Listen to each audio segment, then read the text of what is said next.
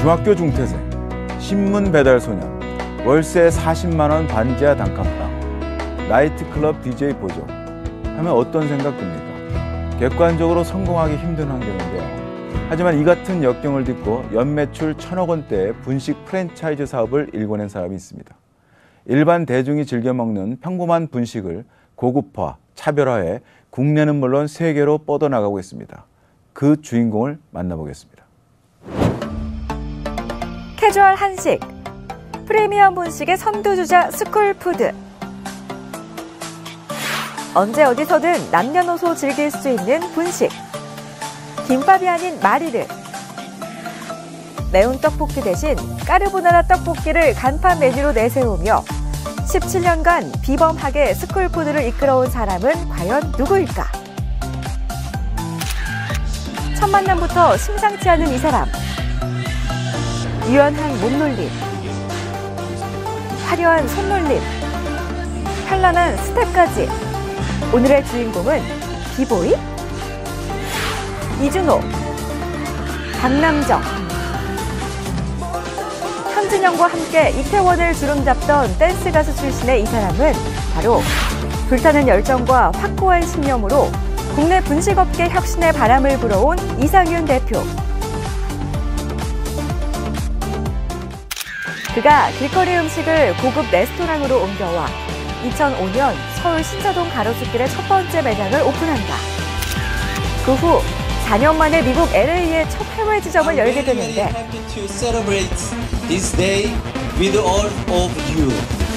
오늘도 감사합니다. 현재는 전국의 80여 개 매장과 더불어 미국, 홍콩, 인도네시아 등 해외에서도 끊임없이 러브콜을 받아 4개국 16개 매장도 함께 운영 중이다. 스쿨푸드뿐만 아니라 이 대표가 론칭한 외식 브랜드만도 6개, 브랜드 총 85개 매장이 승승장구 성공 가도를 달리고 있다. 그의 매장 곳곳에 담긴 아기자기한 인테리어와 차별화된 메뉴, 그리고 독특한 맛은 이 대표의 땀과 노력이 만들어낸 자부심이라는데, 비보이에서 댄스 가수를 거쳐 프리미엄 분식 시장의 포문을 열기까지 이상윤 대표의 인생을 지금 만나본다. 이상윤 대표님 안녕하십니까? 네, 안녕하십니까? 네. 자,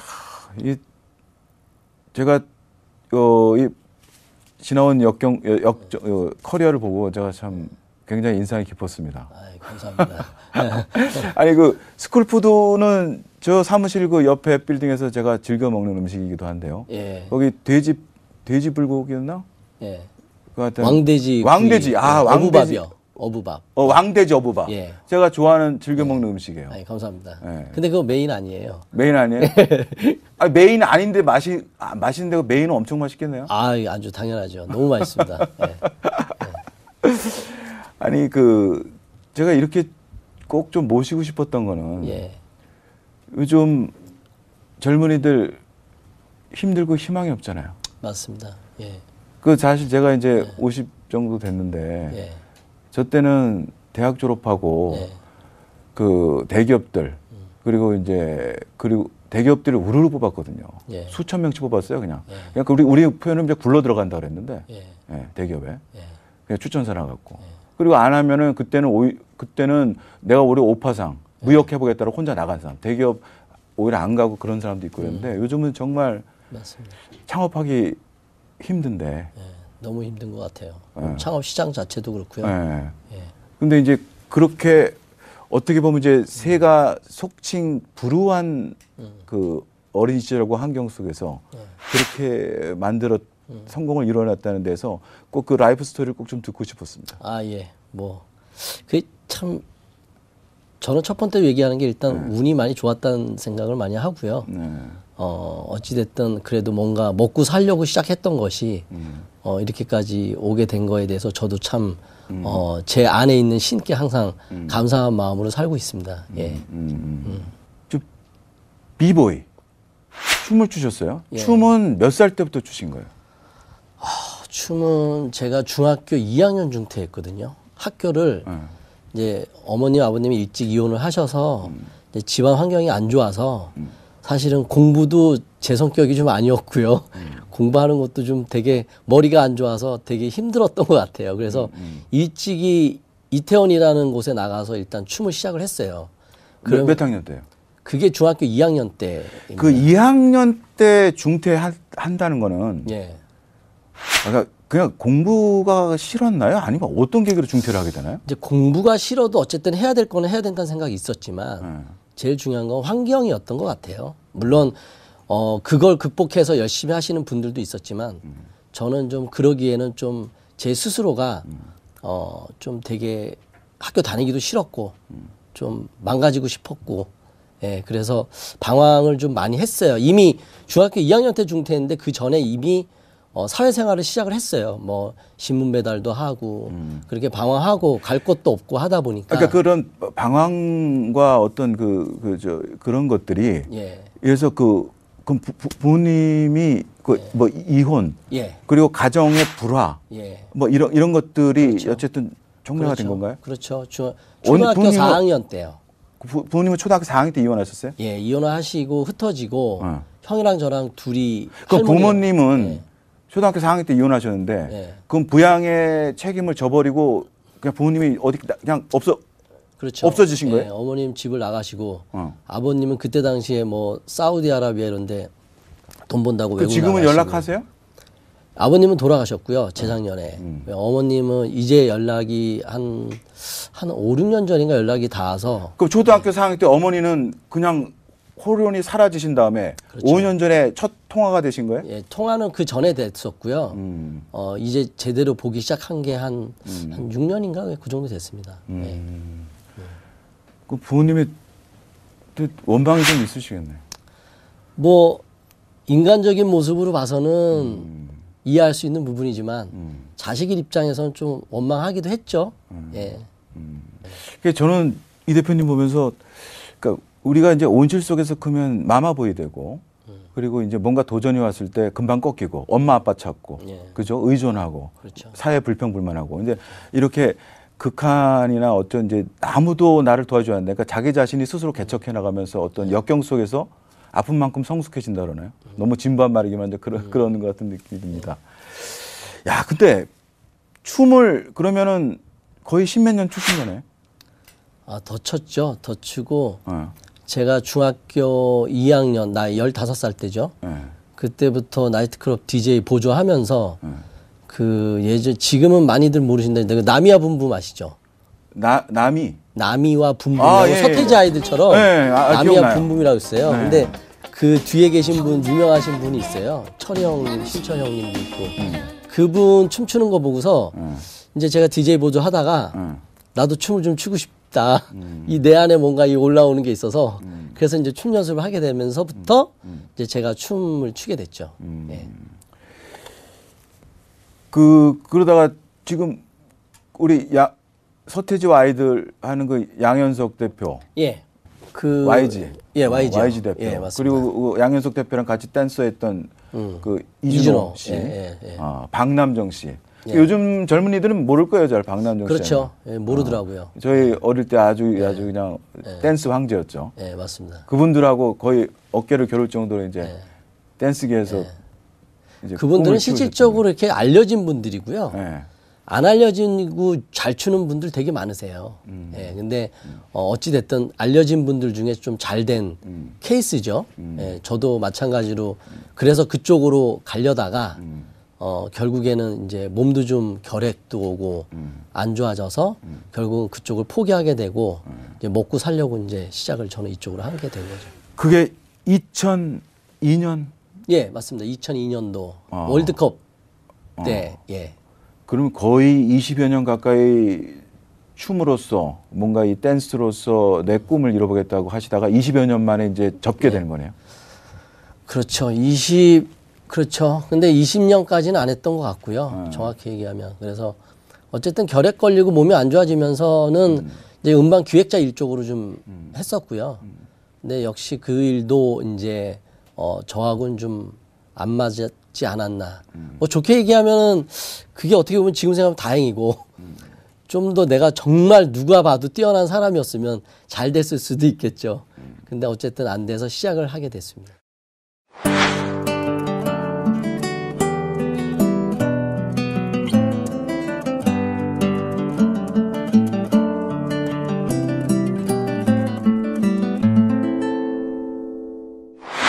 아니 그 2002년 시작하실 때 예. 그 반지 앞방에서 그 오토바이 하나 하고 예. 김밥 예. 이제 김밥을 어떻게 파는 거예요? 이제 그럴 수밖에 없었던 게 이제 자고 먹고 해야 되는 데가 있어야 되는데 매장을 열 돈은 없었고요.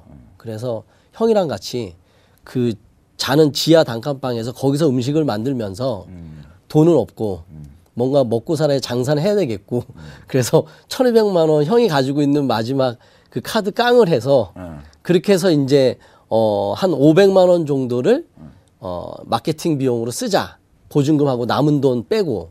그래서 그거 가지고 시작을 하면서 미용실이나 이런 데 돌아다니면서 계속 홍보하면서 장사를 시작했던 거예요. 예. 그 김밥을 팔 때 예. 그 뭔가 좀 차별화된 김밥이었어요, 처음부터? 예. 저희 그 일반적으로 뭐 아시는 유명한 그 일반적인 김밥이 아니었고요. 저희는 계란말이 김밥, 지금 이제 에그마리 김밥이라고 그러는데, 에그마리라고 그러는데, 그 에그마리 김밥에 저희 장아찌가 되게 특수했거든요. 아, 되게 김밥에다가 특이했거든요. 이제 계란을 두른 거예요? 예, 계란을 두른 건데, 그거가 되게 특이해서, 그거를 가지고, 그게 세계 최초였나요? 아니요, 그렇지는 않았어요. 다른 데서 하시는 할머니들도 있었고, 그래서 그게 괜찮다는 생각이 있었는데, 논현동이라는 곳에서 하면서 알려지게 됐는데, 저희 형이랑 같이, 저희 형이, 이런 하루개 쪽, 소위 말하는 하루개 쪽, 이런 그런 웨이터분들도 많이 알고, 인맥도 있고, 하니까 그쪽 상대로 일단 장사를 좀 하자. 먹고 살아야 되니까. 그렇게 해서 시작을 했는데, 그분들한테 먹기에는 딱 적격이었던 메뉴였던 것 같아요. 아, 이게 다시 말하면 그 술집 나가는 여자분들. 예, 예, 뭐 룸사롱에다 뭐 대기실 가서도 마케팅해서, 예, 근데 그때 당시는 되게 막 이런 찌개 배달 이런 거만 있었지 사실 이렇게 냄새 좀 덜 나고 이런 김밥이나 간단한 메뉴들이 배달해 주는 데가 없었거든요. 그러니까 저희는 그거를 배달하고 싶어서가 아니라 매장 열 돈이 없어서 시작을 했지만. 그들한테는 되게 원했던 메뉴였던 것 같아요. 예, 그래서 잘 됐던 것 같아요. 예. 그러다가 이제 조금 자금이 모이면서 우리 그 유명한 가로수길에다가 예. 매장 1호를 내신 거예요? 예, 맞습니다. 그게 2005년도요. 2005년도. 그때 당시만 해도 가로수길은 그냥 뭐 비어있는 임대 자리가 너무 많았고요. 예, 그래서 돈은 좀 부족하고 모아놓은 건 좀 있었는데 인테리어 할 돈 필요하고 그래서 보던 중에 강남 쪽에서 배달을 시작을 먼저 몇 년 동안 하다 보니까 강남에 대한 그 배달 상권에 대한 이해가 상권 분석이 좀 스스로 됐던 것 같아요. 그러던 와중에 본 게 이제 가로수길이죠. 그래서 가로수길을 갔는데 또 저한테는 좀 추억이 좀 있던 자리이기도 하고 그래서 신문 배달할 때 거기 제가 많이 다녔었거든요. 네, 그래서 그거 보면서 여기다 한번 해보고 싶다. 그래서 처음에는 원래 그냥 분식집 하려고 일반적인 분식집 하려고 시작을 했었어요. 그러다가 이제 저희 형이랑 얘기한 거는 이왕이면 그래도 보는 눈 있고 생각하는 게 있으니까 좀 다르게 해보자. 그래서 뭐 도자기 접시에다가 김밥이나 이런 것들을 좀 고급스럽게 하고 분위기도 좀 이렇게 좀 멋있는 조명에 뮤직비디오도 틀어주고 옛날에 제가 이태원에서 춤출 때 그런 곳이 있었거든요. 그래서 항상 그런 거에 대한 생각이 있었어요. 내가 장사 하나 하면 나도 그런 데서 그런 식으로 한번 해보고 싶다. 그래서 가로수길에다가 카페 같은 분위기에 그 다음에 무슨 샐러드도 주고 조그맣게 줬지만 그 다음에 이제 분식 같은 것도 접시에다 도자기에다 나가고요. 이제 그런 것들이 고객들한테 굉장히 다르게 보였던 것 같아요. 그러면서 많이 알려지게 된 거죠. 네. 이제 아무래도 커지다 보면 이게 어떻게 보면 프랜차이즈가 좀 매출을 좀 늘리고 하려면 이제 아무래도 그 직영점보다는 가맹점으로 가게 되잖아요. 어느 단계에서. 그렇죠. 근데 저희는 사실 처음부터 가맹점 많이 안 했고요. 지금도 그렇게 많은 가맹점 풀을 가지고 있는 브랜드는 아니에요. 몇 프로가 그러면 직영점입니까? 퍼센트로 따지면 한 직영점은 그래도 한 20% 이상 가지고 있는 것 같아요. 25%? 예.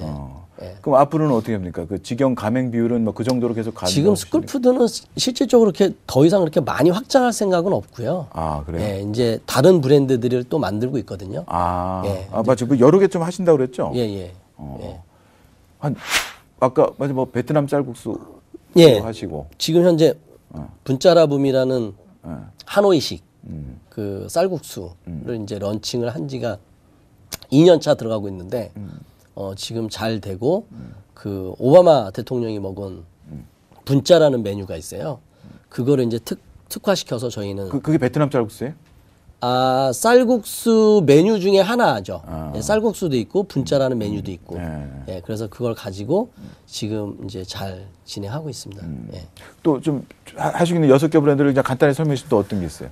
그리고 팬다 익스프레스라는 미국 차이니스 그 아메리칸 차이니즈라는 브랜드가 있는데 미국에는 지금 한 2,000개 정도 매장 있는 아주 큰 기업 브랜드예요. 중국 음식이에요? 예, 중국 음식인데 약간 한국의 스쿨푸드 분식을 퓨전한 것처럼 중국 음식을 미국 사람들 맞게 퓨전한 건데 한 40년 됐거든요. 그 브랜드를 이제 저희가 가지고 와서 하고 있습니다. 그럼 라이센스를 산 거네요? 아니요, 라이센스 그렇죠. 결국은 라이센스를 돈 주고 산 건 아니고요. 어떻게 좀 관계성을 잘 유지해가면서 저희가 할 수 있는 권한을 좀 받아서 진행하고 있습니다. 그럼 그쪽에서는 어떻게 매출이 발생해요? 물론 이제 저희가 매장 오픈할 때 그리고 이제 로얄티 이런 것들은 똑같이 저희도 주죠. 예. 그러면은 그러니까 또 다른 브랜드도 말씀드려줄까요? 예, 말씀해 주세요. 뭐 김 작가의 이중생활이라는 그 포차인데 이제 포차라고 말하고 싶지 않은 조금 그래도 감성 포차 그런 포장마차에서 또 있고요. 예. 그다음에 이제 그럼 포장마차에서 파는 음식들을 조금 이렇게 한 거예요? 그렇죠. 가장 포차에서 파는 메뉴들을 가지고 컨셉을 그 어떤 작가가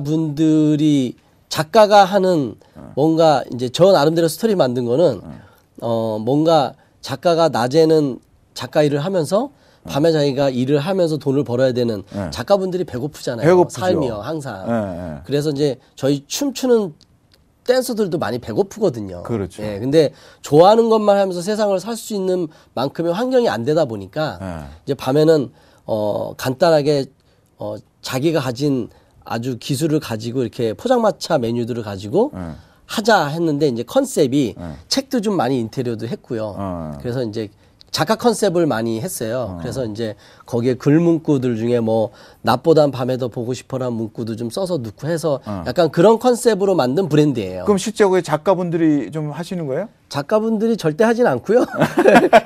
작가분들이 하면 작가 분위기. 그렇죠. 작가 분위기. 예. 그거 괜찮습니다, 요즘. 예. 그 요리를 특별히 공부하시지 않았고 했는데 결국은 뭔가 차별화되고 뭔가 좀 고급화시키고 하려면 그 직접 하세요? 메뉴 아직도 개발에 관여하시고 그래요? 지금 만들지는 않고요. 그냥 R&D 팀들이 만들고 저는 이제 그 방향성을 많이 제공해 주죠. 그리고 이제 메뉴 테스팅하면서 요런 맛은 요렇게 좀 바꾸자.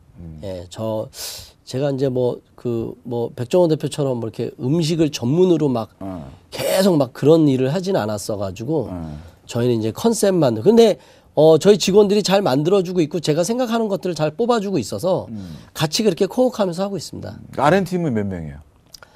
지금 4명 있어요. 그분들은 어디서 뭐 어떤 정규 과정을 이렇게 배우시거나 했던 분들이에요? 아니면 기본 뭐 조리학과 기준서부터 본인들이 운영을 했던 매장을 직접 운영했던 그런 친구들도 있고요. 그러다가 뭐 대표하다가 이제 좀 안 돼서 이제 음식 기술은 좋아서 제가 이제 같이 하자 그래서 하는 경우도 있고 그다음 다른 데 일하던 친구 한 친구들도 있고요. 예. 그래요?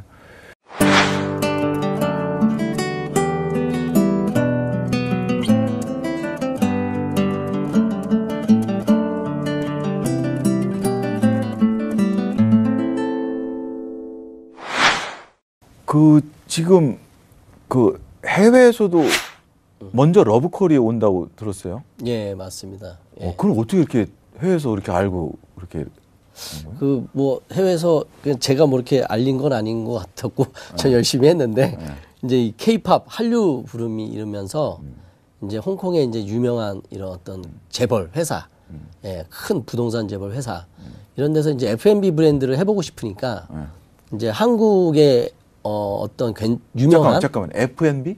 예, 그걸 이제 푸드 앤 베버리지라 그래요. 이 외식 사업을요. 그래서 F&B라 그래요. 외식 사업을 푸드 앤 베버리지, F&B? 예, F&B 비즈니스라 그러는데 그런 비즈니스를 이제 그 외국 기업이 홍콩에 있는 유명한 큰 그룹이 해보고 싶어서 이제 서치하고 그때 한식 세계화 되게 많이 알려질 때였거든요. 근데 그분의 이제 어떤 회장님이 직접 오셔가지고 여러 회사를 보다가 이제 저희 회사를 컨택해서 그래서 나가게 됐죠. 근데 나갔는데 이제 홍콩에서 너무 잘 돼버리니까 이제 뭐 베트남, 미국, 뭐 이제 일본 뭐 이렇게 많이들 들어오게 됐습니다. 그 해외 첫 진출이 몇 년도입니까?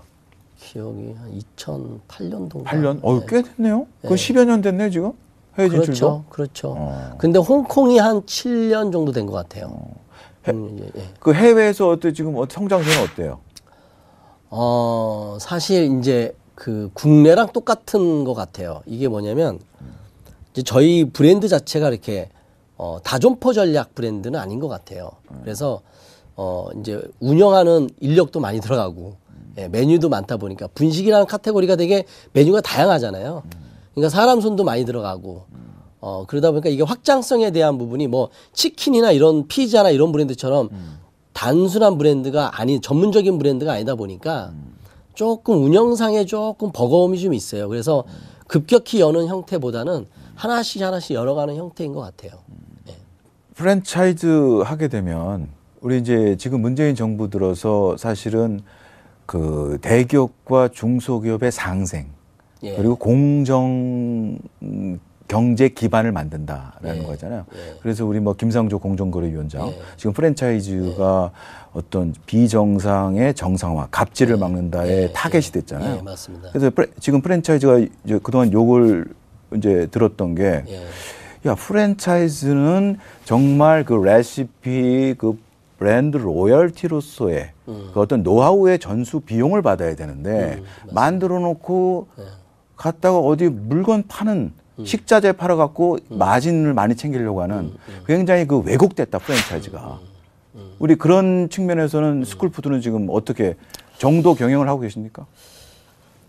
뭐든지 모든 프랜차이즈 본사들도 각자는 다 정도겠죠. 그건 바라보는 시각에서 그러지 못한 것들을 공정거래위원 쪽에서 그런 말을 하는 것 같은데 사실 저희들도 본사 입장에서 해야 될 역할이라는 게 있잖아요. 뭐 관리나 그다음에 직원 관리뿐만 아니라 이제 각 가맹점들, 점주님들이 저희 브랜드가 좋아서 그것을 쓰는 거에 대해서 분명히 저희는 음식 관리라든가 그다음에 이제 물류라든가 여러 가지 관리를 해줘야 되는 거다 보니까 다 이게 비용이거든요, 사실. 사람이 들어가고 그러다 보니까 저희가 생각하고 있는 기준점에 대한 로얄티나 물류에 대한 수익 구조라든가 이런 것들을 뭐 물류를 그냥 갈 수는 없잖아요. 차가 가야 되고. 그렇죠. 근데 그 적당성이 넘어가는 게 문제거든요. 근데 그 적당성의 기준을 사실은 공정거래위원회에서 그거를 잡자 말자의 개념으로 볼 것은 아닌 것 같고요. 모든 이 사회 기반의 전반적인 통상적이라는 개념이 있잖아요.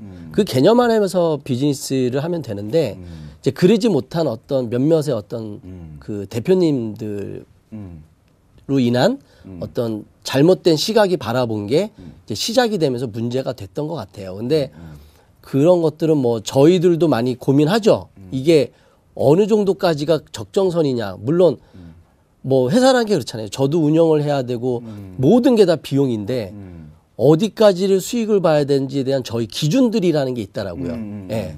그래서 저희들 같은 경우는 사실 인력도 많이 쓰고 여러 가지 비용들이 너무 많이 나가다 보니까 그 기준들을 잡는 거는 저희들 나름대로의 기준점을 잘 잡아가는 있지만 그걸 바라보는 시각에서 그게 공정한지에 대한 거는 그쪽에서 많이 보고는 있는데 이제 거의 저희 쪽하고는 좀 약간 다른 시각으로 봐줘서 저희는 그런 기준대로는 잘 지켜가고 있는 것 같습니다. 예. 그래요? 그러니까 지금 그걸 뭐라 합니까? 이런 노하우나 이런 레시피 이런 걸 전해서 받는 거를 브랜드 로열티라고 그래요? 뭐라고 표현하는 거예요, 그걸? 로열티요. 로열티라고 해요? 예, 로열티요. 아, 로열티. 예, 로열티라고 그러는데 그거는 말 그대로 일반인이 창업하시는 분이 자기가 무언가를 열심히 해서 자기 브랜드를 만들었을 때 예를 들어 작사가나 작곡가들은 작사나 작곡을 하고 나서 저작권을 받잖아요. 네. 그거는 자기가 창의적인 걸 만든 거에 대한 대가성이잖아요. 그것처럼 브랜드 로열티도 결국은 대표인 나랑 우리 직원들이 모여서 같이 열심히 어떤 브랜드들을 점주님들, 그러니까 이걸 가맹 비즈니스로 하기 위해서 잘 만든 그러한 대가라는 기준을 잡는 거죠. 다만 이게 그냥 줄 수는 없잖아요. 제가 만든 제 지적 재산이고 노하우고 노력이었 피와 땀의 그런 부분의 한 부분이기 때문에 그런 걸 이제 로열티라고 하거든요. 그래서 이 브랜드를 쓸 수 있는 권한을 주고 그리고 저희가 만든 레시피를 제공해 주고 그리고 저희가 쓰는 식자재를 제공해 주고 그런 모든 통일성 있게 가기 위해서 그런 사업을 하는 것을 프랜차이즈고 그거에 대해서 저희가 그만한 대가성을 받는 게 로열티죠. 근데 사실 우리나라 환경에서는 외식사업 환경에서는 로열티를 받는다는 게 많은 이해도가 좀 아직은 외국 같지는 않아서 조금 그런 부분은 조금 버거워지는 것 같아요. 예. 좋은 사업도 좀 우리 많이 하고 계신다고 제가 들었는데 좋은 일, 예. 그 장학 사업도 있으시고 하시는데 그 어떻게 좀 그것도 좀 소개시켜 좀 말씀해 아니 뭐 주시겠습니까? 크게 하는 건 아니고요. 작게 어떻게 그 박지성 축구 선수 분하고 좀 알아가지고 그쪽 장학재단 쪽하고도 좀 같이 하고요. 그 다음에 이제 저희 그 스쿨푸드 알바하는 친구들한테 좀 장학금 전달 이런 거 좀 하고 있는데 그게 이제 좀 지금 잠깐 또 중단됐어요. 그 꾸준하게 잘 하기 위해서 조금 이제 잡아야 되는 이게 돈이 나가면서 뭐 세금도 있고 뭐 여러 가지가 있어서 그거 이제 잡아서 또 다시 하려고 그러는데 그런 것들이랑 이제 그 매장들 오픈할 때마다 나눔 행사 하거든요. 네, 제가 좀 삶에 대해서 좀 이 먹는 것만 보면 식탐이 생기는 스타일이라서 못 먹고 사는 게 한이 되다 보니까 이런 친구들한테 조금 제 마음에서 작은 도움이나마 좀 이렇게 나눔 행사 같은 거 좀 하고 있어요. 아, 그 매장을 새로 오픈할 때? 예, 오픈하기 전날 이제 그 구청이나 이런 쪽하고 해서 그 나눔 행사 거기 이제 소년소녀 가장 친구라든가 아니면 장애인분들 모셔다가 메뉴 한번 시식 겸 이렇게 해서 한번 대접해드리고 하는데 뭐 크게 하는 게 아니라서 뭐 이렇게 말씀드리긴 그렇고요. 근데 조금이라도 제가 살아왔던 부분에 대한 항상 기업인은 그렇잖아요. 내가 왜 잘 돼야 되지? 라는 생각을 해봤을 때 뭐 잘 먹고 잘 살고 싶은 마음에서 시작을 했지만 어느 정도 회사가 발전이 되다 보면서 주변에 직원들이 이렇게 모이면서 직원들 중에도 이렇게 보면서 내 삶과 같은 친구들이 되게 많더라고요. 그래서 이런 친구들한테 뭔가 좀 도움이 줄 수 있는 회사가 돼야 되는 게 조금이라도 같은 성공을 하면서도 뭔가 의미가 있지 않을까라는 생각이 들어서 그런 것들을 조금 더 체계적이고 좀 잘 잡아서 해야 되겠다는 생각이 있어서 앞으로 조금 더 좀 움직여 보려고 하고 있습니다. 네. 지금 간단하게 이제 앞으로 예. 사업에 있어서 지금 이제 브랜드를 이제 쭉 앞으로도 좀 더 새로운 브랜드를 만들어 가실 계획이신가요? 아니면 있는 브랜드를 이제는 조금 더 내실 있게 좀 다져야 될 단계인가요? 어떻게 좀 보세요? 뭐 있는 브랜드 잘 다져가면서 있는 브랜드들을 한식 기반이 되게 많으니까요. 좀 해외로 좀 가지고 나가고 싶어요. 그래서 지금 이제 해외 시장을 들여다보면서 가능성에 대한 부분을 분명히 많이 봤거든요. 근데 지금 국내는 사실 되게 외식 환경이 되게 좋지는 않아요. 그래서 되게 고민이지만 어쨌든 국내는 국내대로 사업을 잘 다져나가야 된다는 생각이 들고요.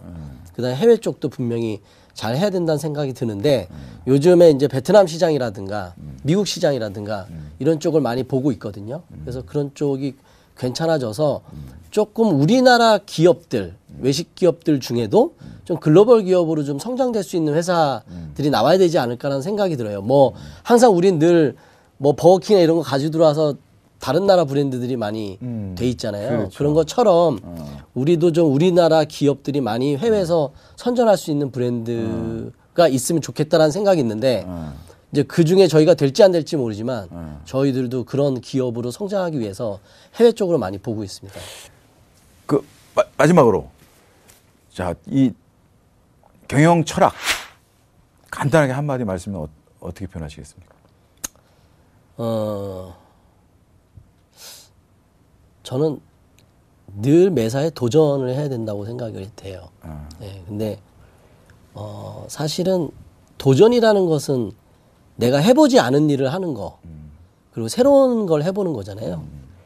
인생이라는 게 그렇잖아요. 저는 아직 그렇게 인생을 논할 나이는 아닐 수 있겠지만 제가 어렸을 때부터 살면서 단돈 1,200만 원권 시작을 했기 때문에 앞으로 글로벌 이런 것들을 꿈꾸는 것은 그걸 이루려는 생각보다는 이루려 하려고 하는 그 도전, 그게 좀 멋있다고 생각하거든요. 그래서 늘 삶에 대해서 끊임없이 도전하고 해보지 않은 거 해보면서 그렇게 회사가 만들어져 가야 되는 게 아닌가라는 게 이제 제 생각입니다. 근데 뭐 철학적으로 얘기를 하고 그런 거는 아닌 것 같고요.